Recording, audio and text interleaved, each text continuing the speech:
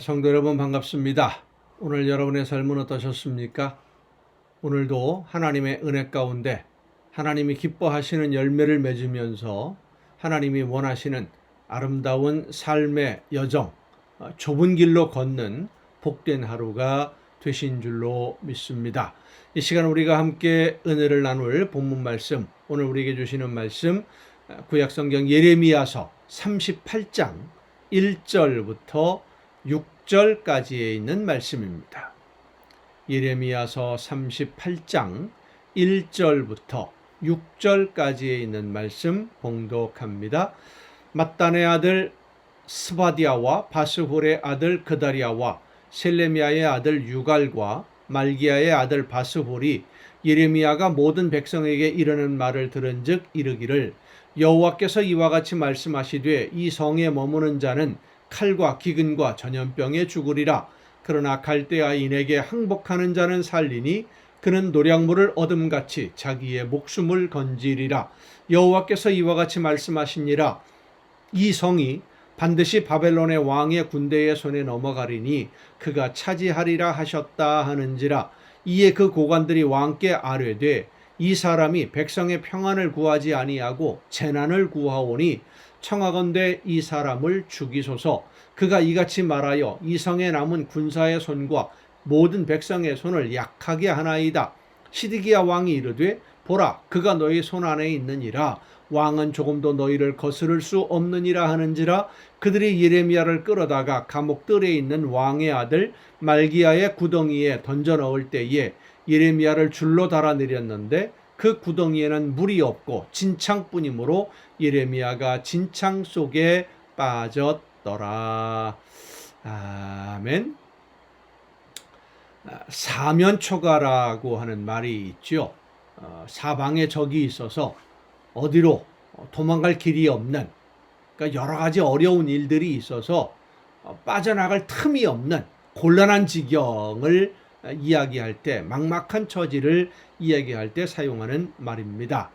어떤 방법도 다 소용이 없는 절망적인 상태, 희망을 포기해야 될 그런 상황을 말합니다. 지금 예레미야의 처지가 그렇게 되었습니다. 그는 하나님이 말씀을 전하라고 하셔서 나가서 말씀을 전했습니다. 예레미야는 물론 자기 백성을 사랑하는 마음으로 말씀을 전했고 하나님이 전하라고 하는 대로 말씀을 전했습니다마는 듣는 사람들은 예레미야의 말을 하나님의 명령으로 하나님의 말씀으로 듣지 않습니다. 왜냐하면 전쟁 중에 있는데 지금 바벨론과 전쟁을 하는 중인데 항복하면 살겠지만 포로로 끌려가서 살겠지만 여기 남아서 버티면 다 죽을 수밖에 없다. 이것이 하나님의 말씀이고 하나님의 계획이다 라고 하는 말. 우리 편이 다 죽고 전쟁에 진다 그러는데 누가 그 말을 듣기 좋아하겠습니까? 그런데도 들어야만 되었지요. 왜요? 하나님이 전하시는 말씀이니까. 하나님의 계획이니까. 그런데 듣기 싫었어요. 좋게 듣지 않습니다. 그래서 더 미워했던 겁니다. 결국 그는 구덩이에 빠집니다.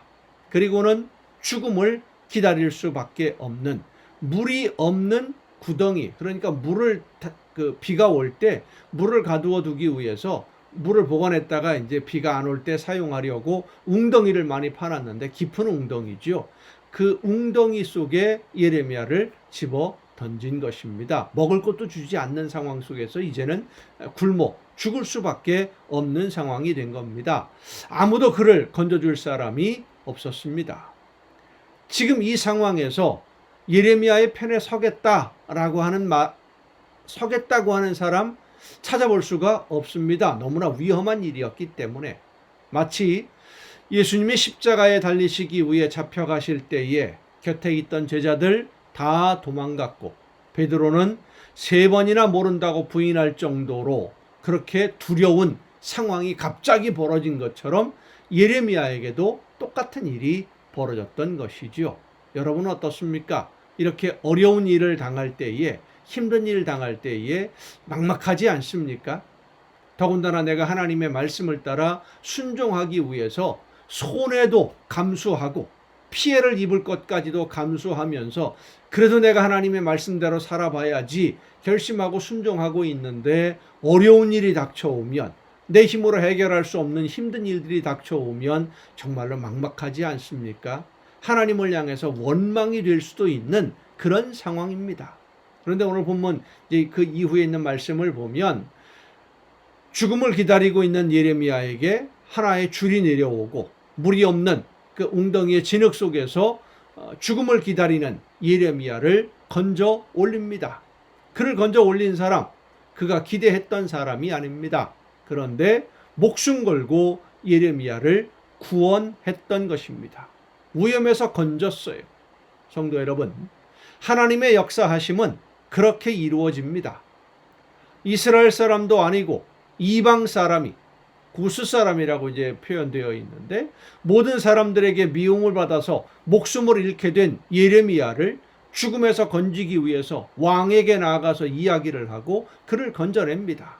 그것은 하나님이 그 사명을 감당하는 하나님의 일꾼, 하나님의 말씀대로 순종했던 예레미야를 건지시기 위해서 하나님이 미리 준비해 두었던 도구였던 것입니다.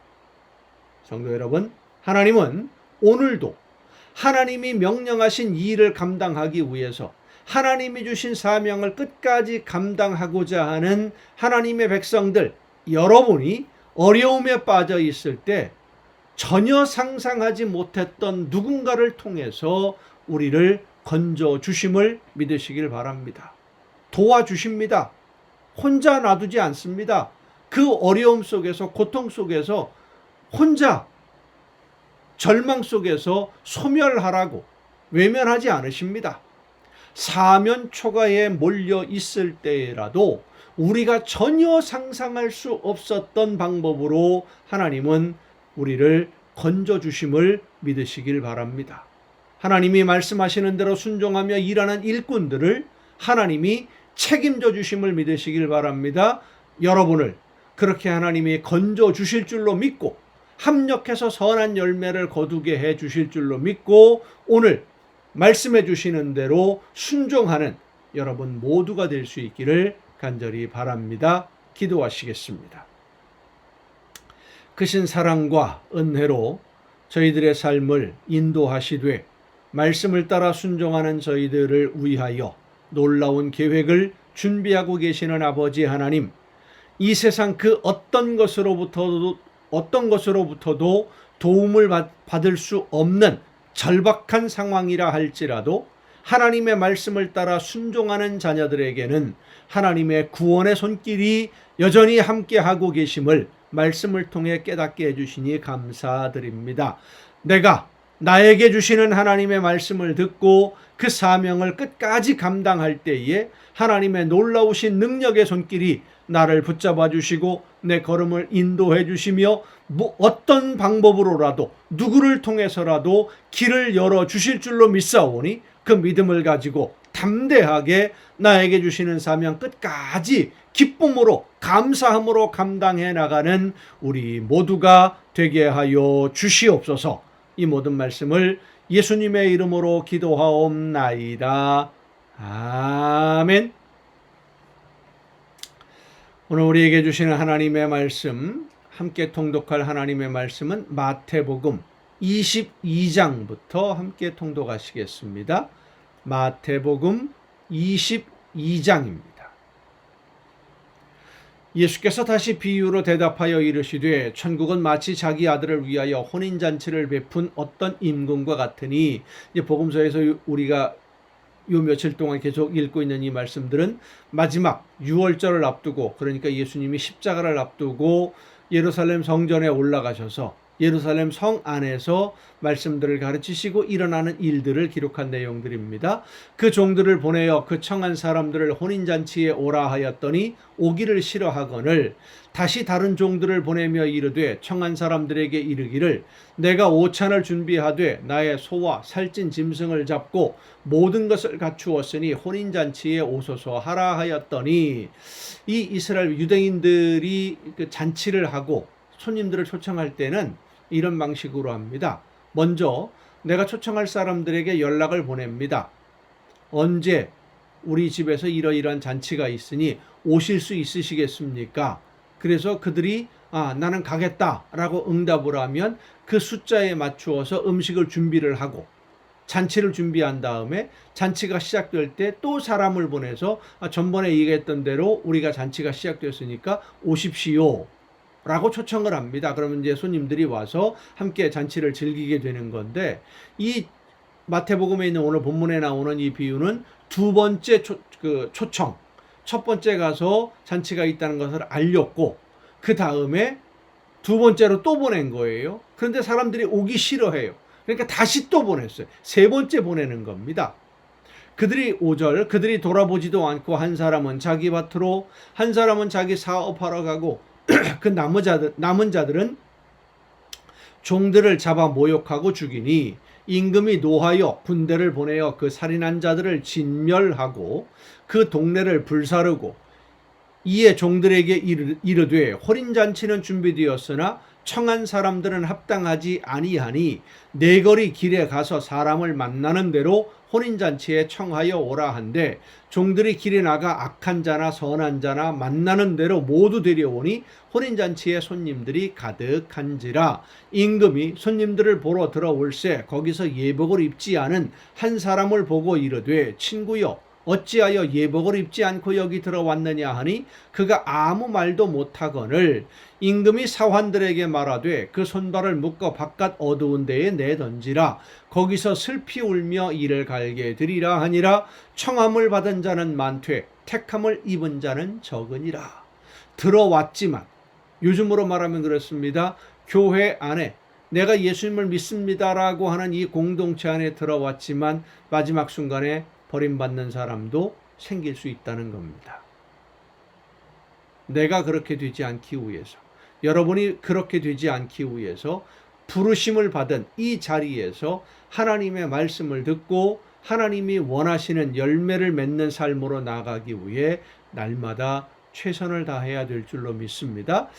이에 바리새인들이 가서 어떻게 하면 예수를 말의 올무에 걸리게 할까 상의하고 자기 제자들을 헤롯 당원들과 함께 예수께 보내어 말하되 선생님이여 우리가 아노니 당신은 참되시고 진리로 하나님의 도를 가르치시며 아무도 꺼리는 일이 없으시니 이는 사람을 외모로 보지 아니하심이니이다. 그러면 당신의 생각에는 어떠한지 우리에게 이르소서. 가이사에게, 로마의 황제입니다, 가이사에게 세금을 바치는 것이 옳으니까 옳지 아니하니까 하니, 예수께서 그들의 악함을 아시고 이르시되 외식하는 자들아 어찌하여 나를 시험하느냐. 세금 낼 돈을 내게 보이라 하시니 데나리온 하나를 가져왔거늘 예수께서 말씀하시되 이 형상과 이 글이 누구의 것이냐. 이르되 가이사의 것이니이다. 이에 이르시되 그런즉 가이사의 것은 가이사에게 하나님의 것은 하나님께 바치라 하시니 그들이 이 말씀을 듣고 놀랍게 여겨 예수를 떠나가니라. 헤롯 당원들을 보냈다 그랬는데 열심당원들입니다. 그러니까 민족주의자들이죠. 민족의 독립을 추구했던 사람들. 그들이 볼 때에 만약에 로마의 황제에게 세금을 바치는 것이 옳다라고 한다면 예수님은 반민족주의자가 되는 것이고요. 세금을 바치지 말라 그러면 관리들에게 이건 로마 정부에 반역하는 그런 사람이 되는 것이고, 이런 올무를 자기들 나름대로는 지혜를 짜내서 한 거예요. 그런데 사람의 지혜가 하나님의 지혜를 따라갈 수가 있겠습니까? 어리석은 일이죠. 부활이 없다 하는 사두개인들이 그날 예수께 와서 물어 이르되, 바리새인들이 왔다 가고 또 사두개인들이 또 찾아오고 계속해서 오는 겁니다. 선생님이여 모세가 일렀으되 사람이 만일 자식이 없이 죽으면 그 동생이 그 아내에게 장가들어 형을 위하여 상속자를 세울지니라 하였나이다. 우리 중에 7형제가 있었는데 마지가 장가들었다가 죽어 상속자가 없으므로 그 아내를 그 동생에게 물려주고 그 둘째와 셋째로 7째까지 그렇게 하다가 최후에 그 여자도 죽었나이다. 그런즉 그들이 다 그를 취하였으니 부활 때에 7 중에 누구의 아내가 되리이까? 예수께서 대답하여 이르시되 계대 결혼에 대한 그 모세 율법, 이스라엘 사람들이 가지고 있던 율법에 대해서 지금 질문을 하는 겁니다. 이 사람들도 역시 마찬가지죠. 나름대로는 지혜를 짜냈어요. 바리새인들은 부활이 있다라고 믿는 사람들이고요. 사두개인들은 부활이 없다고 믿는 사람들입니다. 왜냐하면 바리새인들은 하나님의 말씀을 열심히 지키는 사람들인데 현실적으로 많은 어려움을 당했거든요. 식민지 지배를 받으면서 신앙을 지키기 위해서 손해보는 것도 많이 있고, 그러나 그렇게 하나님의 말씀을 따라 순종하면 결국은 이 세상에서는 목숨을 잃어도 영원한 하나님의 나라에서 부활해서 하나님이 그 보상을 해주신다라고 바리새인들은 믿었던 것이고, 사두개인들은 권력과 그 정치 권력을 같이 나누어 가졌던 사람들입니다. 협력했던 사람들이죠. 그러니까 로마의 식민지 정부, 뭐 페르시아라든지 뭐 다른 나라도 역시 마찬가지였습니다만은 식민지 정부와 그 타협을 해서 적당히 누리면서 살자. 죽으면 만약에 그런데 이 사람들이 죽은 후에 부활을 하게 되면 그 책임을 또 져야 되잖아요. 그러니까 이 사두개인들은 현실이 전부다. 미래는 없다. 사후 세계는 없다. 이렇게 생각했던 사람들이 사두개인들입니다. 그러니까 이 사두개인들도 나름대로는 열심히 생각을 해서 예수님에게 지금 이 곤란한 질문을 만들어서 가지고 온 것이죠. 29절입니다. 예수께서 대답하여 이르시되 너희가 성경도 하나님의 능력도 알지 못하는 고로 오해하였도다. 부활 때에는, 그러니까 하나님의 나라에서는 장가도 아니 가고 시집도 아니 가고 하늘에 있는 천사들과 같으니라. 죽은 자의 부활을 논할진대 하나님이 너희에게 말씀하신 바 나는 아브라함의 하나님이요 이삭의 하나님이요 야곱의 하나님이로라 하신 것을 읽어보지 못하였느냐. 하나님은 죽은 자의 하나님이 아니요 살아있는 자의 하나님이시니라 하시니 무리가 듣고 그의 가르치심에 놀라더라.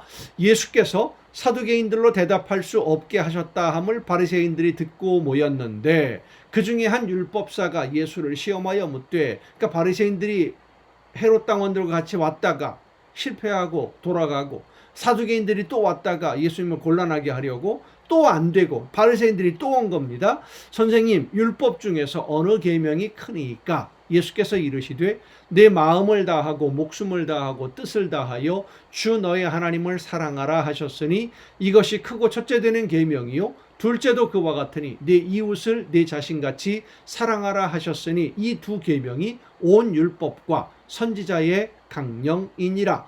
바리새인들이 모였을 때에 예수께서 그들에게 물으시되 너희는 그리스도에 대하여 어떻게 생각하느냐? 누구의 자손이냐? 대답하되 다윗의 자손이니이다. 이르시되 그러면 다윗이 성령에 감동되어 어찌 그리스도를 주라 칭하여 말하되 주께서 내 주께 이르시되 내가 내 원수를 내 발 아래에 둘 때까지 내 우편에 앉아 있으라 하셨도다 하였느냐. 다윗이 그리스도를 주라 칭하였은즉 어찌 그의 자손이 되겠느냐 하시니 한마디도 능히 대답하는 자가 없고 그날부터 감히 그에게 묻는 자도 없더라. 아멘. 마가복음으로 가겠습니다. 마가복음 12장입니다. 마가복음 12장. 예수께서 비유로 그들에게 말씀하시되 한 사람이 포도원을 만들어 산 울타리로 두르고 즙자는 틀을 만들고 망대를 지어서 농부들에게 세로 주고 타국에 갔더니 때가 이름에 농부들에게 포도원 소출 얼마를 받으려고 한 종을 보내니 그들이 종을 잡아 심히 때리고 거저 보내었거늘 다시 다른 종을 보내니 그의 머리에 상처를 내고 능욕하였거늘 또 다른 종을 보내니 그들이 그를 죽이고 또 그 외 많은 종들도 더러는 때리고 더러는 죽인지라. 이제 한 사람이 남았으니 곧 그가 사랑하는 아들이라. 최후로 이를 보내며 이르되 내 아들은 존대하리라 하였더니 그 농부들이 서로 말하되 이는 상속자니 자 죽이자. 그러면 그 유산이 우리 것이 되리라 하고 이에 잡아 죽여 포도원 밖에 내 던졌느니라. 포도원 주인이 어떻게 하겠느냐? 와서 그 농부들을 진멸하고 포도원을 다른 사람들에게 주리라. 이 말씀을, 이 비유의 말씀, 다른 복음서에도 예수님의 비유로 말씀이 기록되어 있는데 포도원을 세준 주인, 이 농부들의 그 생각을 보면 마지막에 그러죠. 아들을 유산을 상속받는 아들을 죽이면 이것이 우리 것이, 내 것이 될 것이다. 욕심입니다. 이 욕심이 죄의 시작입니다. 여러분에게 맡겨두신 모든 것이 여러분이 지금 소유하고 있는 모든 것이 하나님이 여러분을 통해서 이루기를 원하시는 어떤 일들이 있기 때문에 그 일을 이루어가는 도구로 사용하라고 모든 것을 여러분에게 지금 맡겨두셨습니다. 그런데 그 사명을 하나님이 맡겨두신 사명을 감당하지 않고 있는 것이 바로 뭡니까? 주인이 보내는 종들을 능욕하고 모욕하고 때리기도 하고 마지막에는 죽이는 일을, 불순종의 일을 하고 있는 것과 똑같은 겁니다. 하나님이 나에게 맡기신 사명이 무엇인지를 깨닫고 그 사명을 감당하기 위해서 여러분 최선을 다해 내일로 미루지 말고 지금 순종하시기를 바랍니다. 포도원 주인이 어떻게 하겠느냐? 와서 그 농부들을 진멸하고 포도원을 다른 사람들에게 주리라. 너희가 성경의 건축자들이 버린 돌이 모퉁이의 머릿돌이 되었나니 이것은 주로 말미암아 된 것이요 우리 눈에 놀랍도다 함을 읽어보지도 못하였느냐 하시니라. 그들이 예수의 이 비유가 자기들을 가리켜 말씀하심인 줄 알고 잡고자 하되 무리를 두려워하여 예수를 두고 가니라. 그들이 예수의 말씀을 책잡으려 하여 바리새인과 헤롯 땅 중에서 사람을 보내매 와서 이르되 선생님이여 우리가 아노니 당신은 참되시고 아무도 꺼리는 일이 없으시니 이는 사람을 외모로 보지 않고 오직 진리로서 하나님의 도를 가르치심이니이다.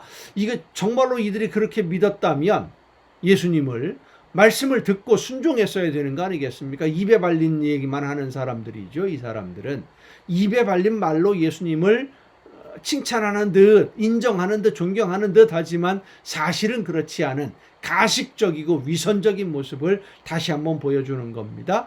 가이사에게 세금을 바치는 것이 옳으니까 옳지 아니하니까 우리가 바치리까 말리니까 한데 예수께서 그 외식함을 아시고 이르시되 어찌하여 나를 시험하느냐?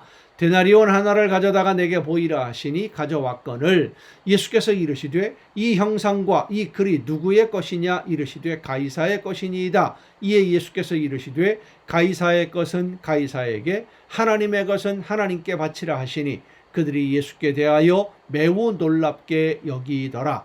부활이 없다 하는 사두개인들이 예수께 와서 물어 이르되 선생님이여 모세가 우리에게 써주기를 어떤 사람의 형이 자식이 없이 아내를 두고 죽으면 그 동생이 그 아내를 취하여 형을 위하여 상속자를 세울지니라 하였나이다. 7형제가 있었는데 마지가 아내를 취하였다가 상속자가 없이 죽고 둘째도 그 여자를 취하였다가 상속자가 없이 죽고 셋째도 그렇게 하여 7이 다 상속자가 없었고 최후의 여자도 죽었나이다. 7사람이 다 그를 아내로 취하였으니 부활 때에 곧 그들이 살아날 때에 그 중에 누구의 아내가 되리이까? 예수께서 이르시되 너희가 성경도 하나님의 능력도 알지 못함으로 오해함이 아니냐? 사람이 죽은 자 가운데서 살아날 때에는 장가도 아니가고 시집도 아니가고 하늘에 있는 천사들과 같으니라. 죽은 자가 살아난다는 것을 말할진대 너희가 모세의 책 중 가시나무 떨기에 관한 글에 하나님께서 모세에게 이르시되 나는 아브라함의 하나님이요 이삭의 하나님이요 야곱의 하나님이로라 하신 말씀을 읽어보지 못하였느냐? 하나님은 죽은 자의 하나님이 아니요 산 자의 하나님이시니라. 너희가 크게 오해하였도다 하시니라. 서기관 중 한 사람이 그들이 변론하는 것을 듣고 예수께서 잘 대답하신 줄을 알고 나와 묻되 모든 계명 중에 첫째가 무엇이니까? 예수께서 대답하시되 첫째는 이것이니 이스라엘아 들으라. 주 곧 우리 하나님은 유일한 주시라. 내 마음을 다하고 목숨을 다하고 뜻을 다하고 힘을 다하여 주 너의 하나님을 사랑하라 하신 것이요 둘째는 이것이니 내 이웃을 내 자신과 같이 사랑하라 하신 것이라. 이보다 더 큰 계명이 없느니라. 서기관이 이르되 선생님이여 옳소이다. 하나님은 한 분이시요 그 외에 다른 이가 없다 하신 말씀이 참이니이다. 또 마음을 다하고 지혜를 다하고 힘을 다하여 하나님을 사랑하는 것과 또 이웃을 자기 자신과 같이 사랑하는 것이 전체로 드리는 모든 번제물과 기타 제물보다 나으니이다. 예수께서 그가 지혜 있게 대답함을 보시고 이르시되 내가 하나님의 나라에서 멀지 않도다 하시니 그 후에 감히 묻는 자가 없더라. 예수께서 성전에서 가르치실새 대답하여 이르시되 어찌하여 서기관들이 그리스도를 다윗의 자손이라 하느냐. 다윗이 성령에 감동되어 친히 말하되 주께서 내 주께 이르시되 내가 네 원수를 네 발 아래에 둘 때까지 내 우편에 앉았으라 하셨도다 하였느니라. 다윗이 그리스도를 주라 하였은즉 어찌 그의 자손이 되겠느냐 하시니 많은 사람들이 즐겁게 듣더라. 예수께서 가르치실 때에 이르시되 긴 옷을 입고 다니는 것과 시장에서 문안받는 것과 회당의 높은 자리와 잔치의 윗자리를 원하는 서기관들을 삼가라. 그들은 과부의 가산을 삼키며 외식으로 길게 기도하는 자니 그 받는 판결이 더욱 중하리라 하시니라. 예수께서 헌금함을 대하여 앉으사 무리가 어떻게 헌금함에 돈 넣는가를 보실새 여러 부자는 많이 넣는데 한 가난한 과부는 와서 2렙돈 곧 한 고드란트를 넣는지라. 예수께서 제자들을 불러다가 이르시되 내가 진실로 너희에게 이르노니 이 가난한 과부는 헌금함에 넣는 모든 사람보다 많이 넣었도다. 그들은 다 그 풍족한 중에서 넣었거니와 이 과부는 그 가난한 중에서 자기의 모든 소유 곧 생활비 전부를 넣었느니라 하시니라. 아멘. 여러분 오늘도 수고 많으셨습니다. 내일 또 정한 이 시간, 이 가정예배 시간에 여러분 모두 함께 만나서 함께 말씀으로 은혜를 나누며 기도하는 가운데 하나님의 나라에 한 걸음 더 가까이 다가가는 우리 모두가 될 수 있기를 간절히 바랍니다. 내일 뵙겠습니다.